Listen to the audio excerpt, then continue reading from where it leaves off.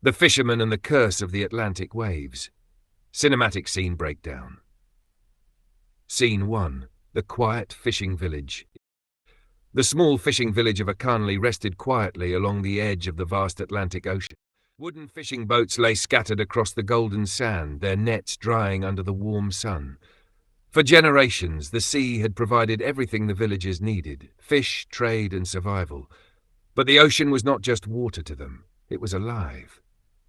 The elders often warned the villagers that the Atlantic had spirits that watched the shore. They said the sea could be generous one day and merciless the next. Most fishermen respected the ocean's rules, but some secrets were buried deep beneath its waves. Scene 2. The story of the missing father. Among the fishermen was a young man named Tunde. He had grown up in the village listening to stories about his father, who had once been the bravest fisherman in Akanle. But one night, 15 years earlier, his father sailed into the ocean and never returned. The villagers said the sea had taken him. Since that day, Tunde's mother warned him never to challenge the ocean's anger, but Tunde had inherited his father's courage, and perhaps his fate. Scene 3.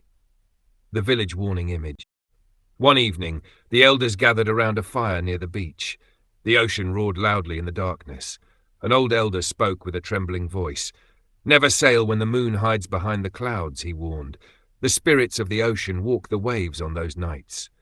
The villagers listened in silence. They had all heard the legend, but hunger often made people forget fear.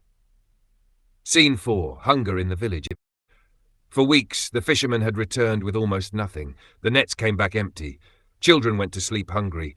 Tunde watched his mother carefully divide the last pieces of dried fish. That night, he made a decision. "I must go fishing tonight," he said quietly. His mother's face filled with fear. "Tonight," she whispered, "the moon is hidden." But Tunde had already made up his mind. Scene 5.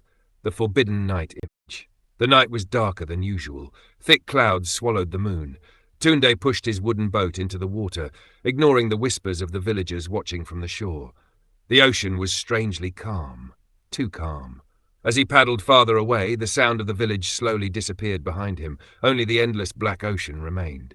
Scene 6. The whispering waves. Suddenly, the wind stopped.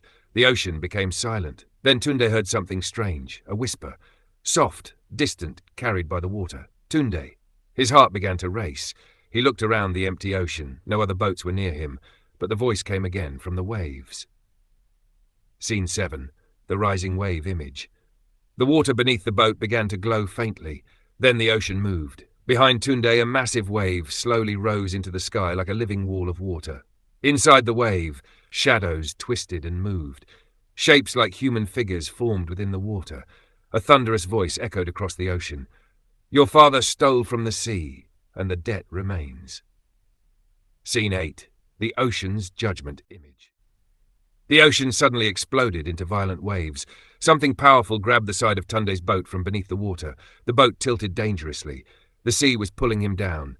Desperate and shaking, Tunde shouted into the storm, "I will return what was taken. I swear it."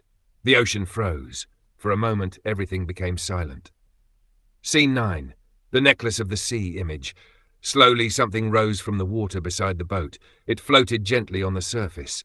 Tunde picked it up. It was an old bronze necklace, covered in coral and seaweed. He recognized it immediately. It belonged to his father. The whisper returned from the ocean. "Return it before the next full moon, or the ocean will claim you." Scene 10. The ocean awaits.